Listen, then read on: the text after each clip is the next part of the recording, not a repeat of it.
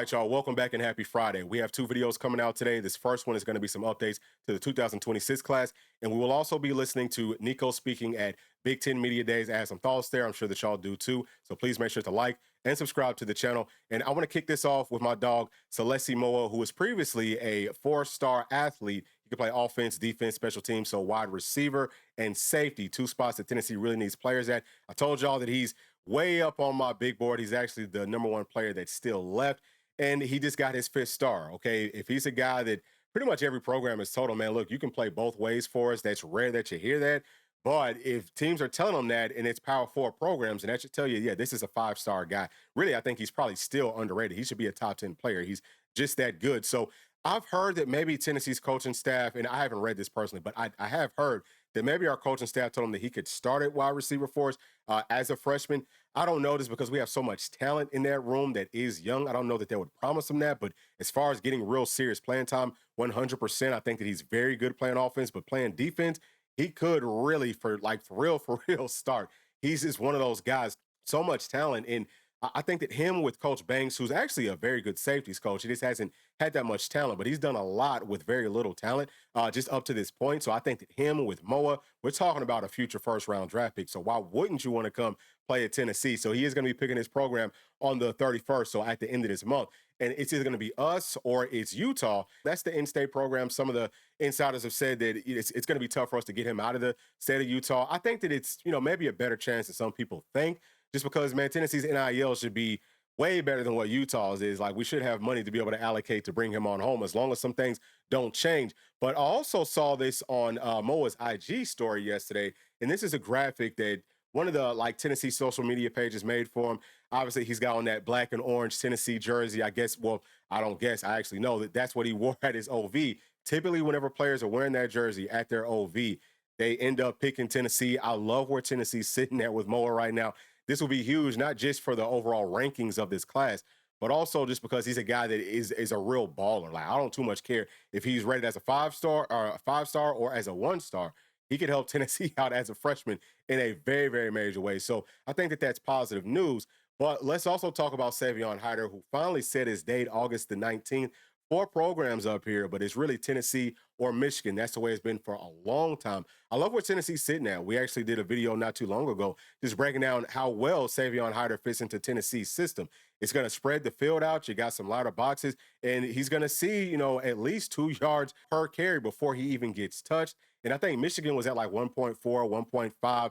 I mean, it's all of the numbers that we looked at, every single metric that you could look at. Tennessee was much better than Michigan was. So why wouldn't you want to come play here? And oh, by the way, we've already got several good running backs. So you can split carries. I think that if you want to go pro, you don't want to get running to the ground. Like, you want to be able to save your body. Like, let me showcase all my talents with as minimum reps as I possibly can. So hopefully Savion sees those things. And yes, NIL will play a major factor with this one. Is going to play a major factor with Tristan Keys and everybody else is very highly rated that Tennessee wants to bring up. So that leads us to this next thing right here that we'll just talk about briefly. President Trump signed a presidential order yesterday that is going to limit NIL for all of college athletes. So he's talking about trying to limit, really like that pay for play where the money's coming from the boosters and from those donors. That's where all of Tennessee's NIL money comes from. And our NIL has been top 10 since it started. For the first few seasons, we were like really top 2. So we haven't signed a top 10 class just yet. That should show you where Tennessee would be at without NIL, okay? If we haven't even cracked the top 10, having one of the best NILs in the country, we would probably be, like in the 30s and still kind of like lost out in the wilderness, and we'd be in a terrible, terrible spot. So this hurts Tennessee, like we always talk about, but it helps Alabama and it helps Georgia. And actually on social media, we saw, I think it's Alabama's AD that went on there thanking President Trump for signing this. Now, I don't know how much teeth this actually has. I had a chance to read it. I actually read the draft leading up to it. The draft leading up to what they actually signed, that draft didn't have, to me, any teeth. But looking at this, they specified things. It wasn't so vague. So it feels like it should have teeth. But people who really know this stuff way better than what I do, they've said that this is not going to do anything. So hopefully that is the case, because we just talked about all these players that NIL could help us out with. It's not just those guys for the 2026, 27, and 28 classes, so on and so forth, but also players on this team. And I'm talking about just our football team, not so much for this season, but once that transfer portal opens up for all sports, then I think that their current NIL contracts might run out. We could lose several guys to the portal if we don't have the money to be able to match what some of the other programs can. And then also, you know, it will be tough for us to add more talent. So yes, revenue sharing is still there, but that only goes so far. The really highly rated players are going to get revenue sharing plus NIL. So NIL is always going to be a very, very big deal. Hopefully, okay, this is not going to really go through because that I think would set Tennessee back in a major way. And you know, we'll see what ends up happening. But I think that maybe Danny White with our new you know, brand sponsor with those 3 stripes, hopefully he's got some NIL money worked out, because if you get that money from these big companies, then things tend to flow smoother. So hopefully that's already been set up for us, and we'll be fine moving forward. But with all those things being said, let's go ahead and listen to Nico at Big Ten Media Days and give our thoughts. And I know a lot's been written, a lot's been said about your exit from Tennessee, but you've, you know, kept quiet on social media. I don't think you've addressed any reporters since then until today. Is there any one thing that you'd say is a big misconception or just something that's just flat out wrong that it's kind of been going around? Yeah, man. Yeah, I'd say that, you know, my decision to leave was extremely hard. You know, one of the hardest decisions that I ever had to make. But you know, family was the biggest thing to me, and you know, a lot of things about financial stuff. You know, it was never that. You know, it was me getting back home closer to my family and playing at the highest level with my family support. So, you know, in our Samoan culture, you know, we're always together, and that was a very important thing for me. All right, so Nico says that the main reason that he left was for his family. He wanted to be closer to his family. So obviously Nico is from LA, you know, on the opposite side of the country.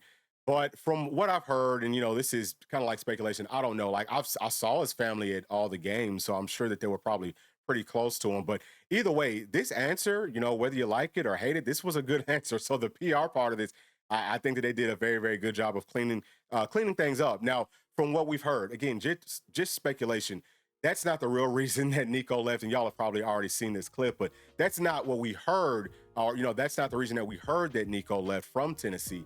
So was it really more that, you know, maybe his family was shopping him, you know, to some of these other programs, and maybe Tennessee caught wind of it, and that's why he's not here, or what was really going on? But maybe there's a little bit of truth in it, just in the fact that he is talking about family, right? And I'm not gonna hold y'all. Like, if my family was, you know, basically my agent, if they led me down a path that maybe wasn't the overall best for me at that time, I'm still gonna rock with my family. You know, I would probably try to talk to them and say, hey, are you sure on this? But especially if I'm young, that's probably what I personally would have done. So I'm not overly mad at Nico. I mean, I would never ask for any of these players to choose us over their own families. You know, that would be kind of crazy to me personally. But I did want to play this. You know, I'm really glad. Hopefully this is the last time that we have to talk about Nico, because I'm ready just to talk about and focus on the players that are on Tennessee's current roster.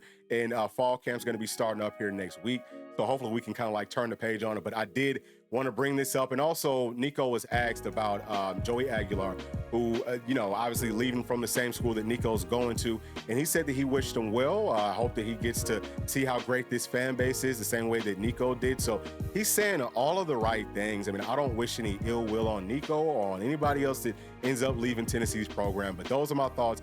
Please share yours down in the comments section, and we'll be coming right back with video number 2. But y'all please do make sure to like and subscribe to the channel. We'll be talking to y'all in just a minute. Thanks, peace. Thanks for watching, and please make sure to like and subscribe to the channel, because that keeps us growing inside of the YouTube algorithm. And if you did like this video, here's another one that you might also enjoy. Thank you, thank you, thank you. We'll see you on the next one. Peace.